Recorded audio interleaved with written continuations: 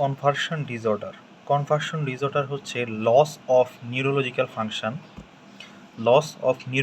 Function which is totally unexplain, যেটা organic disease দ্বারা explain করা যায় না। Which is unexplain by organic disease, which is not fully explain by organic disease. আচ্ছা, এইটার আসলে এখন সিমটম কি কি থাকে? আচ্ছা, এটা মানে আসলে কি? এইটা মানে হচ্ছে একজন রুগী, মানে উনি বলতেছে যে ওনার পায়ের হচ্ছে এই সেন্স পায় না, কিন্তু আসলে কিন্তু উনি সেন্স পায়, কিন্তু এটা আবার উনি ইচ্ছা করেও করে না। যদি আবার এটা উনি ইচ্ছা করে করে তাহলে এটাকে বলে ম্যালিঙ্গারিং।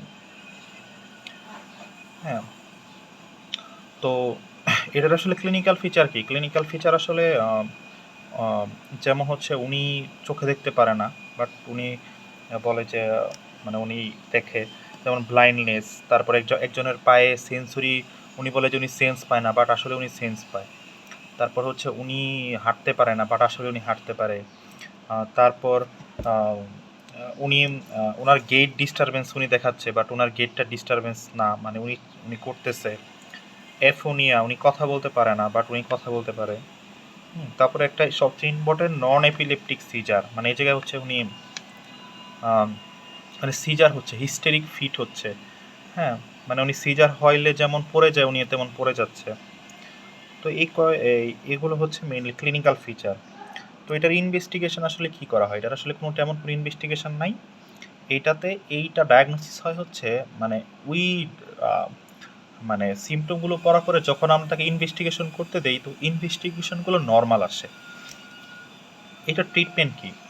আমরা জানি সাইকিয়াট্রি সবগুলো ট্রিটমেন্টই প্রথমে রিঅ্যাসুরেন্স করা, explanation of the disease process. হ্যাঁ, রিঅ্যাসুরেন্স অ্যান্ড এক্সপ্লানেশন। তারপর আমরা করি হচ্ছে কগনিটিভ বিহেভিয়ার থেরাপি, আর ড্রাগের ভিতরে দিই অ্যান্টিডিপ্রেসেন্ট ড্রাগ। তো এই ক্ষেত্রেও ওই একই ট্রিটমেন্ট। এটাতে হচ্ছে reassurance and explanation of the disease symptom, আর ড্রাগের ভিতর আমরা অ্যান্টিডিপ্রেসেন্ট ড্রাগ দিই, আর সাইকোলজিক্যাল ট্রিটমেন্টের ভিতর কগনিটিভ বিহেভিয়ারাল থেরাপি। তো কগনিটিভ বিহেভিয়ার থেরাপি এইগুলোই হচ্ছে মূলত ট্রিটমেন্ট। এবং এই ডিসোসিয়েটিভ বা এই নামগুলো আসলে কি, কনভার্সন ডিসঅর্ডার আরও নাম আছে, যেমন ডিসোসিয়েটিভ ডিসঅর্ডার, তারপর হিস্টেরিয়া। তো কনভার্সন ডিসঅর্ডার আমরা মনে রাখবো যে নর্মাল থেকে কনভার্সন হয়ে গেছে ডিসঅর্ডারটা, এই জন্য কনভার্সন ডিসঅর্ডার। তো আচ্ছা, তো এখন আমরা কিছু সিনারিও পড়বো, যেমন হচ্ছে একজন 25 বছরের একজন ম্যারিড ফিমেল আসছে, রাইট সাইডেড প্যারালাইসিস, বাট এক্সামিনেশনে no neurological deficit have been found. Diagnosis কি? ডায়াগনোসিস হচ্ছে কনভার্সন ডিসঅর্ডার। ম্যানেজমেন্ট কি? ওই যে তিনটা, রিঅ্যাসুরেন্স, হ্যাঁ, reassurance and explanation of the disease process, drug antidepressant, আর কগনিটিভ বিহেভিয়ারাল থেরাপি। আচ্ছা, তারপর এটা একটা ইম্পর্টেন্ট প্রশ্ন, যে একজনের ব্রেকআপ হয়েছে একটা ফিমেলের, এবং তাকে 2 দিন পরে 40 মাইল দূরে পাওয়া গেছে, এবং তার হচ্ছে দেখা গেল যে তার তেমন কোনো সমস্যা হয় না ইনভেস্টিগেশন করে, এবং সেও তার আইডেন্টিটি বলতে পারতেছে না। এটাও একটা এটা ডায়াগনোসিস হচ্ছে কনভার্সন ডিসঅর্ডার। তারপরে বলছিলাম কনভার্সন ডিসঅর্ডার আর ম্যালিঙ্গারিং এর পার্থক্য কি? ম্যালিঙ্গারিংটা হচ্ছে সিমটমটা ইনটেনশনালি প্রডিউস করবে, বাট এটা সিমটমটা আনইনটেনশনালি হবে। আর ম্যালিঙ্গারিংয়ে টু অ্যাচিভ সামথিং, মানে তার একটা উদ্দেশ্য থাকবে, বাট এটা কিন্তু উদ্দেশ্য নাই।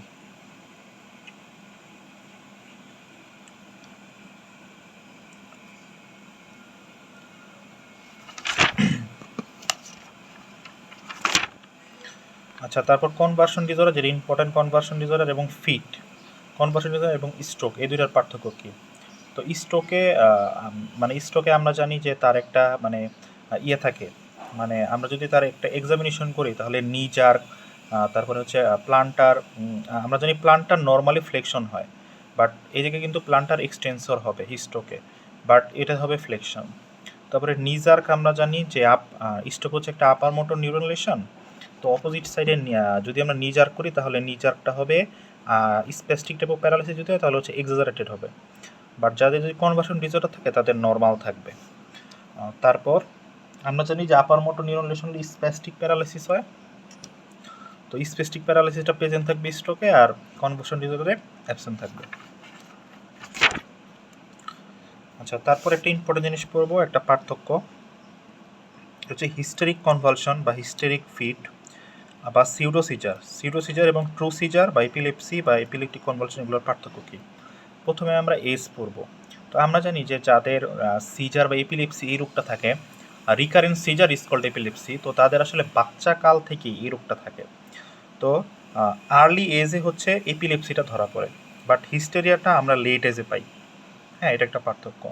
তারপর সেক্স, আমরা জানি যে এই সাইকোলজিক্যালি কনভার্সন ডিসঅর্ডারটা মেইনলি ফিমেলদের হয়, বাট এই এপিলেপসিটা কিন্তু মেল ফিমেল বোথ সেক্সেরই হয়। তারপর আমরা মনে রাখবো টাইম প্লেস পার্সন। হ্যাঁ, টাইমটা হচ্ছে ডিউরেশন। আমরা জানি এপিলেপসি কিন্তু মোটামুটি 5 থেকে 10 মিনিটের বেশি হয় না, বাট হিস্টেরিক কনভালশনে যেটা, এটা কিন্তু মোটামুটি অনেক টাইম হবে, মানে অনেক টাইম, তাহলে টাইমটা হচ্ছে বেশি হলো। এবার হচ্ছে প্লেস, এই যে এপিলেপসি যাদের আছে তারা হচ্ছে এটা মানে যে কোনো টাইমেই মানে এটা হইতে পারে, বাট হিস্টেরিক কনভালশন যেটা, এটা তার অ্যাটেন্ডেন্সের সামনেই হবে, এবং সে তার অ্যাটেন্ডেন্সের সামনেই হবে মানে। তারপর পার্সনটা হচ্ছে এই হিস্টেরিক কনভালশনটা মানে সে যে ফিট হয়ে যাবে, তো এইটা সে তার ফ্যামিলি মেম্বারের সামনেই করবে। হ্যাঁ, তো বাট ওইটা হচ্ছে মানে ওইটা মানে এটা ফ্যামিলি মেম্বারের সামনেই করবে, এবং এটা হচ্ছে পার্সন, ওটা কিন্তু ফ্যামিলি মেম্বারের সামনে হইতেও পারে বা না হইতে পারে। আচ্ছা, তারপর আমরা যে জিনিসটা দিয়ে মেনলি পার্থক্য করি ওইটা হচ্ছে টাং বাইট, বাওয়েল ব্লাডার। তো যার সিজার থাকবে তার tongue bite, lateral tongue bite, bowel bladder এইসবের সমস্যা থাকবে, বাট যাদের থাকবে তাদের হচ্ছে টাং বাইট, বাওয়েল ব্লাডার, এগুলো সমস্যা থাকবে না। রিকভারি হিস্টেরিক কনভালশনে হঠাৎ করে ঠিক হয়ে যাবে, বাট এপিলেপসি যেহেতু ঠিক হয় না, গ্র্যাজুয়ালি রিকভার। আর ইজি যদি এনকেফালোগ্রাম, হ্যাঁ, এনকেফালোগ্রাম করি তাহলে হচ্ছে আমরা ওই এপিলেপসিতে অ্যাবনর্মালিটি পাবো জানি প্রথম সপ্তাহে, 2 সপ্তাহ পর্যন্ত পাওয়া যায়, বা এতে কোনো অ্যাবনর্মালিটি পাবো না।